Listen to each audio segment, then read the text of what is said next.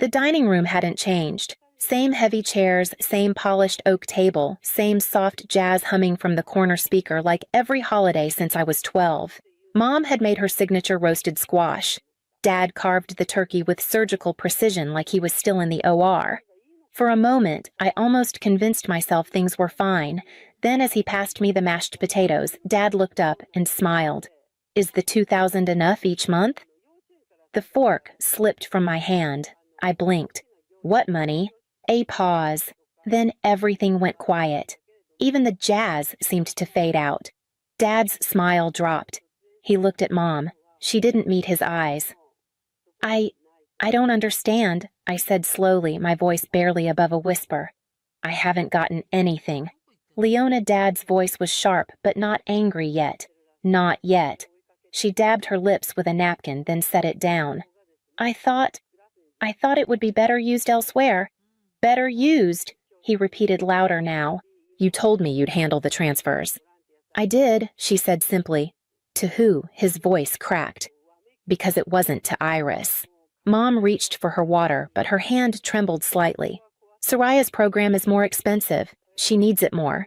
You know how hard it is to break into fashion. It's competitive, unforgiving. And Iris is what just supposed to survive on scraps while our other daughter walks through Rodeo Drive Byron." He cut her off. "No, I need to know. For how long?" She sighed. "Since August." He turned back to me. "Iris, you've had nothing. No transfers, no support at all." I shook my head. I asked once. "Mom said there wasn't anything left after tuition." His shoulders fell. "I thought you were okay." "I've been working nights," I said. "Tutoring, bar shifts, skipping meals. But sure, I'm fine." Mom's chair creaked as she stood. "Don't do this here. It's Thanksgiving." Dad didn't move. He just looked at me like he was seeing me for the first time in a very long time. "I need some air," I said, standing. The hallway felt too quiet, too familiar. I stepped outside, clutching my jacket, and tried to breathe. The fall semester blurred into long nights and longer days. I stacked my schedule until there wasn't a single blank square left on my calendar. Anatomy lab in the morning, tutoring in the afternoons, bar shifts that stretched past midnight. I told myself it was temporary, just until I caught up, just until rent cleared, just until I could breathe. Most days I skipped breakfast. Lunch was whatever I could grab between buildings, usually a protein bar and black coffee. Dinner was instant ramen or day-old pastries from the cafe near campus that tossed out unsold stock at closing. My shoes had started to separate at the soles. I stapled them shut. On a Friday night shift at the bar, my body finally stopped pretending. I remember the moment clearly, tray of drinks and hand music pulsing, someone waving for service. Then heat. Then nothing. When I opened my eyes, it was sterile white above me, the slow beep of monitors and IV in my arm. The ER nurse asked if I had anyone to call. I said no. Later, my manager told me he'd called my parents after the ambulance came. No answer, he said. Left messages. Figured they'd show. They didn't. 2 days later, Callan, my lab partner, showed up uninvited. He'd heard through the grapevine. Carried a plastic bag of groceries and a pan of baked ziti. I hadn't told him my address, but he found me anyway. "You look like you're disappearing," he said, setting the food on the counter. I sat at the edge of my bed, legs folded, hoodie pulled tight. "I'm fine," I said. He didn't argue. Just handed me a plate and sat across from me in silence. I took a bite. It was warm and real, and I had to stop myself from crying over a forkful of noodles. That night I slept for 12 straight hours. The next morning I checked my phone. 2 messages from Mom. The first, "Glad you're doing okay. Can you send to Soraya the name of that skincare brand you liked?" The second, "Don't forget to eat." I deleted both. Later that week, I saw Soraya post a video from a brunch spot in West Hollywood, her face lit by filtered sunlight, captioned with, "No better way to start the day." "Thanks, Mom." I stared at the screen for a long time before opening my banking app. My phone screen had a thin crack running across the lower corner, splitting faces and text just enough to distort the illusion. Still, I scrolled. Not because I wanted to, but because I couldn't not. Soraya had just posted a carousel from a rooftop lounge in West Hollywood. There were velvet chairs, gold-rimmed cocktails, the kind of sunlight that made everything look expensive. She was in a cream silk dress tagged Dior hair swept up in a way that probably cost more than my entire week's groceries. The caption read, "Mom always knows exactly what I need." Brunch life. LA style. Gifted, I locked my phone, set it face down on the floor, and leaned back against the mattress. The ceiling above my bed was flaking paint. The mini fridge hummed loudly in the corner. I hadn't bought fresh vegetables in 3 weeks. A month ago, I had emailed Mom asking if she could help cover the cost of a new anatomy atlas. Mine was falling apart, pages missing, water-stained from an overturned cup during an overnight cram session. She replied the next day, "That's a luxury iris. You'll have to make do." The same week, Soraya posted about her new Balenciaga boots. Thanks to my amazing mom for always supporting the dream, I could still hear her voice, sugary and effortless. I wasn't angry, not exactly, just hollowed out, like whatever part of me had once fought to explain the imbalance had finally gone still. I wasn't asking to be spoiled. I just wanted to stop rationing Tylenol. I picked up my phone again. Soraya's latest story was a short clip, her laughing hair blowing as she leaned over a balcony with the city spread beneath her like a stage. There was jazz playing softly in the background. I watched it 3 times before muting the sound and opening the camera. The lighting in my room was too dim for anything to look good. Still, I took a picture. Cracked nails, calloused fingers, the same gray hoodie I'd worn for 4 days. No caption. I didn't post it. Instead, I pulled up my contacts and scrolled until I found her name. I hadn't called Soraya in months. Most of our exchanges were one-line texts, always initiated by me. I stared at the screen thumb hovering before pressing the call button. Soraya picked up on the second ring. Her voice was light, breezy, just like I remembered. "Iris, wow. You never call. Everything okay?" "Yeah, I lied. Just wanted to check in. It's been a while." She laughed. "You miss me?" "Sure." My voice was thinner than I meant it to be. She started talking about a recent fashion shoot in Pasadena. The stylist, she didn't like the almond milk shortage at her favorite cafe. I let her go on pretending to listen while I counted the unopened bills on my desk. Eventually, I asked, "How do you manage it all financially? LA isn't cheap." "Oh," she said with a shrug I could hear through the phone. "Mom handles it. She wires me $3,500 every month, sometimes more if I've got shoots or networking events." My mouth went dry. "That's great." "Yeah," she said, oblivious. "She just gets it, you know." "She always says it's about investing in the dream. Anyway, how are classes?" I barely heard the rest of the conversation. I nodded and said, "Uh-huh, and that sounds cool in all the right places." My face felt hot. My hands wouldn't stop shaking. When we hung up, I stared at my reflection in the window. I looked pale, smaller, like something had been peeled back. I opened a new tab and searched for flights. The cheapest seat had 2 layovers and a 6-hour delay, but it would get me to Chicago in time for Thanksgiving dinner. I clicked Book Now. Then I closed my laptop, slid the tray of bills aside, and started packing. I didn't know exactly what I was going to say when I got there, but I knew I couldn't stay quiet anymore. And I knew the table I'd be sitting at would never feel the same again. We sat at the kitchen table, sunlight pouring through the same windows I used to press my spelling tests against for praise. The meal was quiet, almost careful.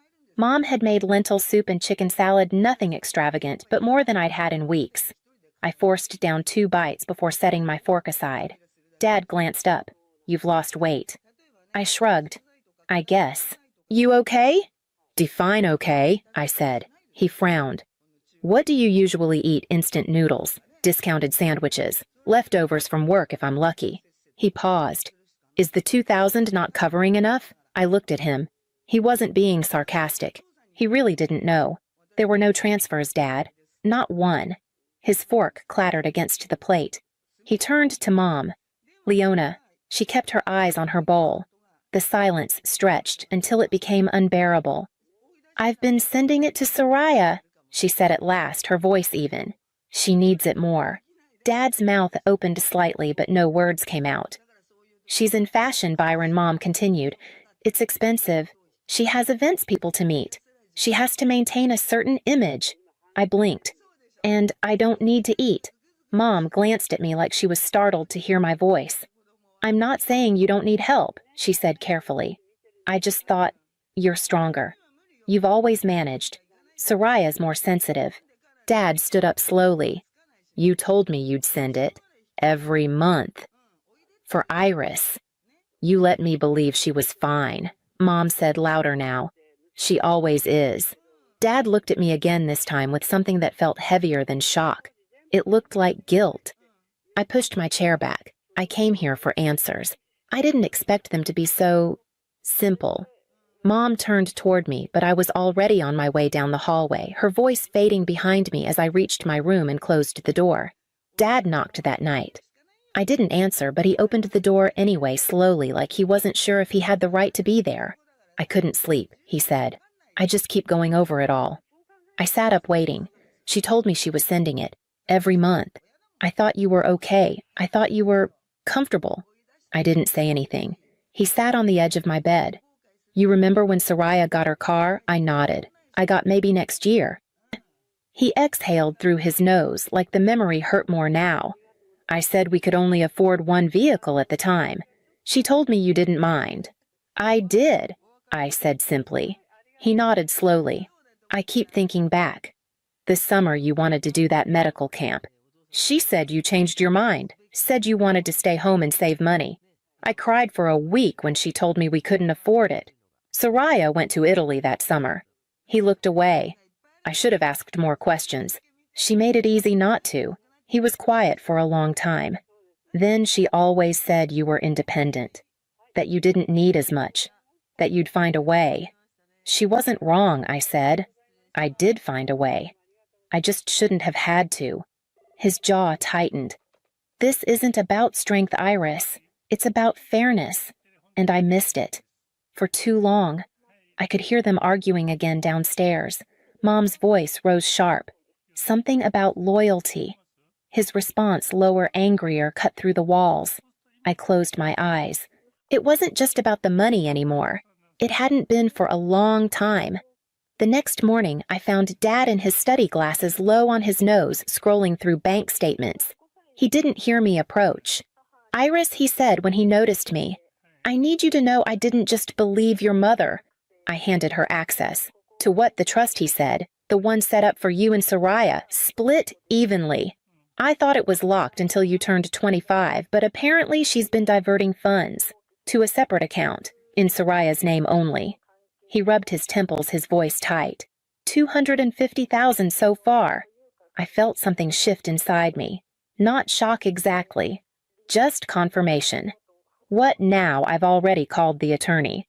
We're starting the process to reverse the transactions. It'll take time. I nodded. That was all I could do. Later that night, their voices rose again. This time, sharper, messier. You didn't even ask me, Dad shouted. That money was for both our daughters. She needs it more, Mom snapped. I did what was best for her, he said. Not for us. Not for Iris. Hearing my name like that, loud, defended, not dismissed, sent something through me I didn't have words for. I stood at the top of the stairs, listening. I trusted you, he said again, quieter now, and you stole from our own child. I turned away before I could hear her answer. I already knew what it would sound like. Soraya called 2 days later. Her voice was tight-clipped at the edges. Mom told me I'm only getting 1,000 a month now. Is that true? Yeah, I said. Dad's handling the finances now. She exhaled sharply. I can't live on that. Rent classes materials, I know. There was silence, like she was waiting for me to offer a solution. I didn't. Do you really think this is fair? She asked. I think it's overdue. She hung up. That night, I caught Mom slipping money into an envelope. She didn't see me standing in the hallway, but I knew what it was for. Later, Dad did too. He didn't raise his voice. He just stood across from her in the kitchen and said, I can't do this anymore. She stared at him, unblinking. I was trying to protect her. He didn't flinch. And who was protecting Iris? Iris is fine, she said. She's always been fine. He looked tired. You keep saying that like it justifies everything. I just wanted the best for Soraya. He shook his head. And what did Iris get? Mom didn't answer. The next morning, he called a lawyer. By the end of the week, he had filed for legal separation. The house felt different, quieter, like something had cracked and let in air that had never been allowed before. Mom moved through the days like she was underwater. She cooked, she folded laundry, she rearranged books that hadn't been touched in years. But she didn't talk to me. Not really. I stayed for 2 more nights. The silence between rooms stretched like something no one wanted to name, and when I packed my bag and zipped the last pocket shut, she stood in the doorway, arms crossed, like she couldn't decide if she was going to say something or not. She didn't. Back in Philadelphia, the days felt different. I dropped 2 of my shifts. The bar let me keep weekends. I kept tutoring because I liked the quiet clarity of explaining things. The rest of the time, I studied, slept, and ate food that didn't come from a packet. My grades climbed fast, not because I suddenly got smarter, but because I could finally breathe. I bought myself a pair of new sneakers, not expensive, just intact. They felt like an upgrade I had to earn twice, once in work, once in worth. Soraya texted more often. At first, it was out of habit. Then it turned into something else. She sent pictures of outfits she'd styled for clients at the boutique. They're not designer, but I like them more, she wrote once. They actually feel like mine. I didn't know what to say, so I just said, I'm glad. One night she called without warning. Her voice was quieter than usual. I think I finally see it now. See what it cost you. All of it. There was a pause long enough to feel honest. I didn't want to believe it, she said, because if I did, I'd have to admit Mom made things easier for me, and that meant she made things harder for you. I leaned back in my chair, staring up at the ceiling. I don't need you to feel guilty, I said. Just don't pretend it was fair. I won't. That was all we said for a while. I heard the clink of glass on her end, probably tea-not wine. Soraya never liked alcohol. She hated the taste. I always thought that was funny. She cleared her throat. Are you going home for the holidays? Not sure. Dad's going. I am too. I hesitated. Maybe we could go together, she added. I didn't say yes. But I didn't say no either. It's been a year since that dinner. I'm still in Philadelphia, still in school, but everything feels steadier now. I sleep, I eat, I study without watching the clock like it's a threat. My professors have noticed the difference. So have I. Soraya's still in LA, but she's not the same girl who used to post every brunch. She works part-time at a boutique that promotes sustainable fashion. She designs pieces from leftover fabric and talks more about craftsmanship than couture. The pride in her voice is quieter but real. Mom works at a home goods store now. She says it's temporary, but I don't ask for more. Our calls are brief, polite. There's distance neither of us knows how to cross. Dad, on the other hand, calls every week. Sometimes we talk about school. Sometimes we don't. When he visits, he brings books and groceries and listens like time is no longer a luxury he has to ration. One evening, Soraya called just as I was leaving the library. Thinking about going home for the holidays, she said, to see Mom. I didn't say anything. Do you want to go together? She asked. Not for her. Just to do it right this time. There was a long silence, but she didn't fill it. She just waited. I nodded before I even realized I was doing it. Okay, I said. Let's go. Christmas came with no grand gestures. Just an early flight, 2 carry-ons, and a quiet knock at the door. Soraya and Dad went in first. I followed behind. Mom answered in a sweater I didn't recognize, plain slightly worn. Her hair had more gray than last year. She smiled faintly. It didn't reach all the way. We sat around the same table where it all broke. The food was simple roasted vegetables, a store-bought pie, dry turkey Dad overcooked. No one brought up the past, but no one pretended it hadn't happened either. That, I think, was the win. We passed dishes. Soraya complimented the stuffing. Dad asked about my classes. Mom said she was still getting used to retail hours. It was honest, not warm, but honest. Later that night, I unpacked in my childhood room. The walls looked smaller. I pulled out a plain white envelope from my bag, my tuition receipt. I placed it in the drawer next to a folded note Dad had written a few months back. It read, "This is yours, not because you earned it, but because I finally saw you." I read it once more before closing the drawer. For a long time, I thought love had to be proven. That silence meant strength, and strength meant not needing anything. But I don't believe that anymore. I believe in being seen. And I believe some stories don't end with healing, they begin with it. My name is Veronica Alden. I'm 32 years old, a marketing specialist who has built her career on reading subtle cues body language in boardrooms, the shift of a client's tone before objections land. That skill never failed me at work. I didn't expect it would be the only thing keeping me steady at my own family's dinner table. The old house in Savannah creaked as I stepped inside, Spanish moss swaying against the windows. My dad, Trevor, greeted me with a curt nod instead of his usual warm slap on the back. My mother bustled around the kitchen, humming too loudly, and my sister Sabrina scrolled her phone on the couch, her diamond-studded watch catching the chandelier light. The smell of lasagna filled the dining room, but the air was tight, rehearsed, as if everyone had memorized lines from a script I hadn't been given. I set my bag down and walked toward the table.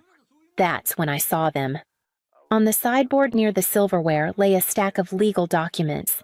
Trevor stood close to Sabrina, his brow furrowed in concentration while she bent over the papers. My heart lurched as my eyes caught the ink. My name, written in a hand that was mine but not mine, the strokes clumsy, too rounded, the tail of the A curling wrong, a forged signature, bold as daylight. For a breath, I froze, the room humming around me. Sabrina smirked like a child caught doodling, then quickly shifted to cover the page. Dad cleared his throat, too casually, shuffling the papers aside. They thought I hadn't noticed. I lifted my glass of water, keeping my hands from shaking, and smiled. Years of negotiation taught me the power of silence. They believed they were steps ahead, but none of them knew the truth that the accounts they were so desperate to access held exactly $1 and a red alert trigger. The moment they tried to touch it, alarms would flare where they least expected. I sat down at the table, resting my napkin on my lap, the mask of a dutiful daughter in place. The trap was already set. Outside, the Savannah dusk settled, cicadas buzzing through the open windows, and I thought of the woman whose wisdom had prepared me for this moment. The clink of silverware in Savannah that night stirred a memory so vivid it almost pulled me out of the room. I was 9 again, sitting across from Grandma Pamela at her favorite diner on Broughton Street.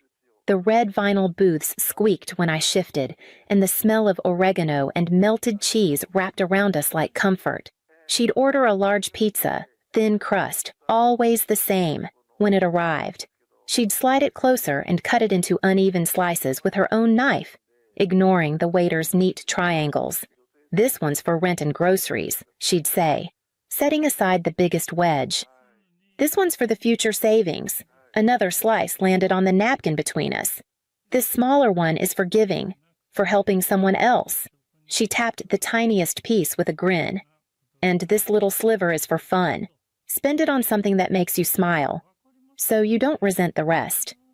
At 12, I started my own ledger in a spiral notebook, tracking the quarters I earned mowing lawns or folding laundry for neighbors. Pamela would look it over during our Saturday breakfasts, nodding at the tidy columns, asking gentle questions that made me think harder about what I wanted long-term. By 16, I was babysitting nearly every weekend in our cul-de-sac, and I used the cash to open my first investment account. Pamela came with me to the bank, her hand steady on my shoulder as I signed the forms. Sabrina never saw the point. 3 years older, she burned through her allowance on clothes or gadgets before the week was out, when she needed more. Our parents slipped her 20s, shaking their heads with a smile as if indulgence were affection. If she wrecked a neighbor's fence with her skateboard, Mom and Dad covered it if she forgot to save for a school trip. They paid, Pamela noticed, one afternoon, after Sabrina had breezed in bragging about new shoes she hadn't paid for. Grandma leaned close and spoke low. "Don't let their habits convince you you're wrong. Caution isn't stinginess. Veronica, it's strength." Remember that. I did remember. Every neat entry in my ledger carried her voice beside it, steadying me when the house felt tilted. By the time I was 14, my spiral notebook ledger had thickened with pages of numbers. I'd saved every dollar from babysitting, mowing lawns, even scrubbing windows for our neighbors on Gaston Street. All of it was leading to one goal, a simple laptop for schoolwork. I kept the cash tucked inside a blue ceramic jar in my closet, the lid sealed with tape, the total written in neat ink on the bottom of each page. One Friday afternoon, I came home from school humming, ready to count the bills one more time before heading to the store the next day. When I lifted the jar, it felt lighter. My hands shook as I peeled off the tape and opened it. More than half the money was gone. Downstairs, Sabrina lounged on the sofa, her skateboard propped by the door. She was laughing with Mom, who was explaining to Dad about the Johnson's mailbox shattered when Sabrina had flown down the hill showing off for friends. "We'll pay them back," Mom said breezily. "It was just an accident," I blurted out. "Where's my money?" Dad barely looked up. "We'll replace it soon." "Veronica, family helps family." Sabrina smirked, tossing her hair. "Relax. You'll make more. You always do." The humiliation burned hotter than the loss itself. My hours of sweat in Savannah's sticky heat. The blisters from raking leaves all erased in a shrug and a promise that never came true. I clenched my fists, but said nothing. In that house, protest was treated like selfishness. That weekend, Pamela found me sulking on her porch swing. She handed me a glass of sweet tea and waited until I spoke. My voice cracked when I told her what had happened. She didn't look surprised. She just sighed, eyes steady on mine. "Boundaries protect your foundation," she said softly. "If you don't guard what you've built, others will take without shame. And once you let them, they'll never stop." Her words sank deeper than any loss of cash. That was the day I realized my parents' fairness wasn't coming. If I wanted stability, I'd have to defend it myself. The seed was planted, small and sharp, growing with each passing year. By the time Sabrina graduated high school, her transcript was speckled with C's and late reports, but that didn't stop my parents from celebrating her acceptance to an expensive private college in Atlanta. They gushed about the campus, the prestige, the doors it would open. Checks were written without hesitation, tuition wired as if money grew on the azaleas outside our Savannah porch. I remember standing in the kitchen when Mom announced it, her face glowing. This is her chance. Veronica. She just needs the right environment. I thought about the jar that had once held my laptop fund. Sabrina hugged our parents, squealing about dorm decor. While I kept quiet, I knew the unspoken truth no matter her grades. She would be cushioned. I stayed in Savannah, enrolling at a state school I could afford with a partial scholarship. My days blurred between lectures and long shifts at a clothing store downtown, folding denim until my fingers ached.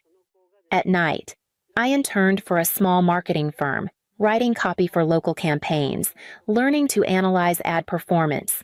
I was exhausted, but I felt the thrill of building something that was mine. Meanwhile, Sabrina's updates came in bursts. One semester she was majoring in communications, the next in event planning. Photos surfaced on her social media trips to Miami, pool parties, champagne flutes clinking under string lights. When she flunked courses, our parents simply paid for summer classes. Brushing off concerns with, she's just finding herself. After college, she drifted from job to job, retail one month, sales the next, quitting each with stories about unfair bosses. Yet she always reappeared with new handbags, glittering jewelry, and rented luxury cars. I pieced together how loans co-signed by Dad, credit cards covered by Mom. When I earned my first real promotion at the firm, becoming a marketing coordinator, I drove home to share the news. Mom smiled politely, Dad nodded distractedly, and then both turned to Sabrina, who was describing her next big idea, a lifestyle blog she insisted would go viral. "She's got such potential," Dad said warmly, pride heavy in his voice. I stood there, holding the weight of my own steady climb, invisible in the shadow of her endless potential. That night, lying awake in my small apartment, I realized the divide between us wasn't temporary. We were on two roads that would never meet again. The call came on a heavy August afternoon. When the Savannah air felt too thick to breathe, Pamela's doctor spoke the words in clipped syllables: stage 4, metastasized, limited options. My knees gave way as if the floorboards themselves had turned to water. From that day, my life rearranged itself around her illness. I scaled back projects at the firm, shifting deadlines and bowing out of client pitches so I could drive her to treatments. The sterile halls of the oncology wing became a second home, the beep of monitors, the antiseptic tang in the air, Pamela's hand cool in mine as she forced a smile to keep me from falling apart. Sabrina came twice in 6 months. The first visit she breezed into the apartment with takeout from a trendy Atlanta spot, speaking more about her commute than Pamela's condition. Halfway through the meal, she pulled out a sleek folder and launched into a pitch about a subscription box for luxury cosmetics. She asked Pamela for a small investment to get it off the ground. Pamela's eyes, dulled from nausea, flicked to me. She shook her head gently and said, "Not this time." The second visit wasn't much different, some chatter about networking events, another hint for money, and then a quick exit.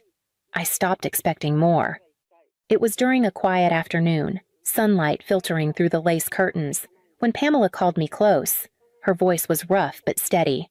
"Veronica, we need to prepare. Call Mr. Sutton." He was an attorney Pamela trusted, a man with kind eyes and a reputation for thoroughness. Together with Aunt Cheryl, Pamela's younger sister, pragmatic and exacting, they set to work drafting an irrevocable trust. Over the following weeks, notaries came by with stamps and forms.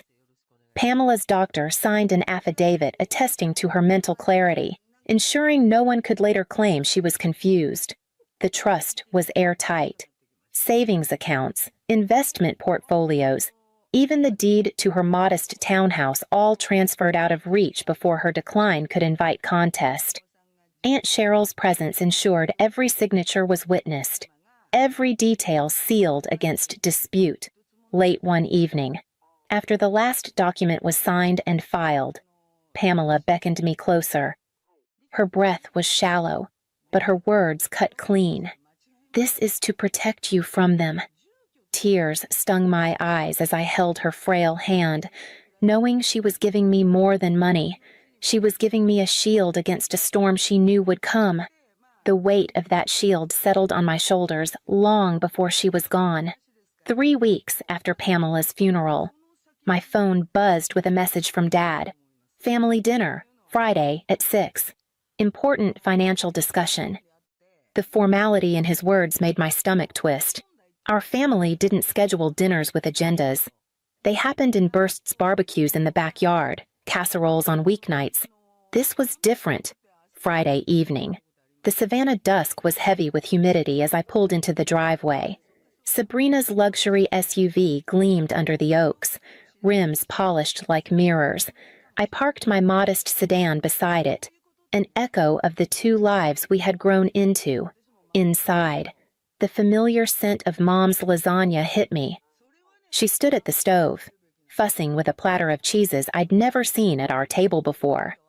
Dad greeted me with a stiff nod, his shirt collar too tight, his expression tighter. Sabrina lounged in the living room, scrolling on her phone, a designer bracelet catching the light each time she shifted her wrist. We sat for small talk, the kind that slides off the surface without touching anything real. As I carried drinks from the kitchen, my eyes caught on a stack of papers half covered by a napkin on the sideboard. Legal forms. My name scrawled across them in a clumsy hand. The same false curve on the A as before. My pulse quickened, but I set the glasses down calmly, as though I hadn't seen. Later. While conversation hummed around the dining table, I excused myself. Instead of turning down the hall to the bathroom, I slipped quietly into Dad's study. The air smelled faintly of leather and old paper. On his desk lay a folder labeled Sabrina's Finances in his tidy handwriting. I opened it with trembling fingers. Inside were records, loan statements, overdue notices, and transfers showing more than $100,000 in bailouts across the last 5 years. Tucked between the pages was a printed email from Scott, Sabrina's ex-boyfriend. He had written months earlier, warning my parents about her chronic overspending, pleading with them to intervene before she destroyed herself. They had ignored him. I snapped photo after photo with my phone, each click a layer of armor sliding into place. Footsteps echoed down the hall. I slid the folder shut and turned toward the bookshelf, pretending to study old family photos. Mom's voice came from the doorway, tight and suspicious. "What are you doing in here?" I forced a smile. "Just remembering Pamela." Her eyes narrowed, but she said nothing as she led me back to the table, where the lasagna was cooling untouched. By the time we sat down to dinner, the lasagna had grown lukewarm. Dad folded his napkin with careful precision, his voice adopting a tone I had only heard in business meetings. "We've been thinking about Pamela's estate," he began, glancing at Mom, who nodded quickly. "Your sister's in a difficult spot financially, and since you're stable, it makes sense to redirect some of the inheritance her way." The words fell heavy. Less request than decree. I kept my fork steady, the habit of restraint guiding me. "How much are we talking about?" Sabrina shifted in her chair, eyes fixed on her plate. Dad didn't hesitate. $250,000. It will clear her debts and give her a fresh start. I let the silence stretch before leaning forward. "Debts from what?" "Exactly. Failed ventures, credit cards, luxury condos." Sabrina's head snapped up, her face flushed. "That's none of your business." Mom jumped in, voice trembling but insistent. "The market's been unkind to creative work. She just needs a chance." I tilted my head, the corners of my mouth calm. "Funny. Scott said something different. He mentioned vacations, designer bags, new cars." Sabrina's fork clattered against her plate. "You've been talking to him. He's bitter. He doesn't know anything." Before I could respond, my phone buzzed on the table. A red notification flashed across the screen. "Unauthorized access attempt detected." Mr. Sutton's safeguard had tripped. I turned the phone so everyone could see the warning, its glow harsh against the dim dining room. "Banks take forgery seriously," I said evenly. "This alert means the system flagged an attempted breach. If it continues, authorities will be notified." Panic rippled instantly. Mom's hand flew to her mouth. "Turn it off. Veronica, we can fix this quietly." Sabrina lunged across the table, fingers grasping for my phone. I pulled it back smoothly, not raising my voice. Dad's face hardened. "This is family. Family supports each other. Don't make this bigger than it needs to be." I met his eyes, steady as stone. "Pamela created an irrevocable trust months before she passed. Everything you're reaching for is locked, untouchable. You knew her. Did you really think she wouldn't see this coming?" The silence that followed was jagged, cut through only by Sabrina's ragged breath and the faint tick of the clock on the wall. The weeks after that dinner spiraled into legal filings and cold envelopes stamped with court seals. My parents and Sabrina had wasted no time hiring a probate attorney, insisting Pamela's trust was built under undue influence, that her mind had been clouded by illness when she signed. I read their accusations with a strange detachment, like they were describing strangers instead of blood. Mr. Sutton, calm as ever, built our defense piece by piece. He gathered the notary's journal with Pamela's signature clear and dated, the affidavit from her physician affirming her mental clarity, the transfer records stamped weeks before her decline. Aunt Cheryl submitted her statement as witness, describing Pamela's composure that day, her steady voice as she directed each clause. Every page felt like a stone placed carefully in the foundation. The hearing itself was brief. The courtroom in downtown Savannah was nearly empty, the scent of old wood and dust lingering under the hum of ceiling fans. The judge skimmed through the documents, asked a few clipped questions, and then delivered the decision in less than 20 minutes. The trust stood firm. Their claims dissolved, dismissed under Georgia probate law with no room for appeal. From there, everything collapsed quickly. Creditors closed in on Sabrina, repossessing her imported car in the middle of a parking lot, leaving her screaming at the tow truck driver. The lease on her luxury condo was terminated within weeks. Eviction notice taped to the glass door she once flaunted on social media. For my parents, the weight came heavier. Years of co-signed loans and hidden debts unraveled in Chapter 7 bankruptcy. Their once prized Savannah house, the one where azaleas bloomed each spring and where Pamela's laughter had once filled the porch, went to auction. I drove past one morning and saw strangers walking the yard, assessing it like a commodity. Each loss tightened the silence between us, a silence that felt less like mourning and more like inevitability. Their world contracted as mine, finally, began to open after the court's dismissal. The messages began almost immediately. Voicemails heavy with guilt. Your sister is devastated. Your father's health is suffering. I listened once, then deleted. Soon, the numbers multiplied, blocked, changed, and blocked again. I told Mr. Sutton to handle anything necessary. He filtered the rest. For the first time in my life, silence became protection, not punishment. Still, the silence carried weight. In therapy, I learned how to sit with it. Dr. Marsh's office overlooked Forsyth Park, its windows catching the shade of moss-draped oaks. Week after week, we unpacked years of imbalanced resentment I had buried, the gnawing guilt of walking away, and the strange relief of boundaries holding firm. No contact isn't cruelty, Dr. Marsh reminded me gently. It's clarity. It's choosing peace, with space carved out. I began to think about what Pamela had truly left me. Not just the trust, but the lessons she etched into every Saturday morning at the diner. Security, foresight, generosity with limits. I wanted others to feel the steadiness she gave me, so I started small, a workshop at a Savannah community center, folding chairs in a drafty hall, a whiteboard borrowed from a local teacher. I called it the Pamela Financial Literacy Foundation. The name felt like a promise.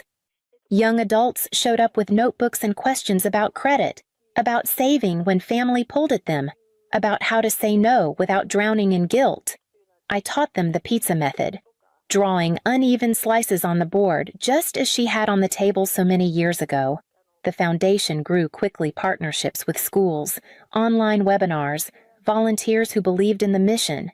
Each session felt like a brick laid in something steadier than money. It was legacy built not in secrecy, but in community. One evening, after a class ended, I cut a pizza for the group to share. I divided it the way Pamela once had a large slice for essentials. One for the future, one for giving, a sliver for joy.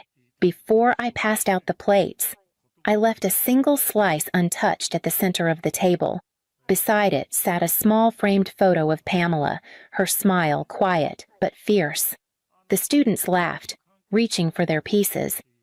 I looked at the slice left behind and felt the room steady around me. It wasn't loss anymore. It was continuity.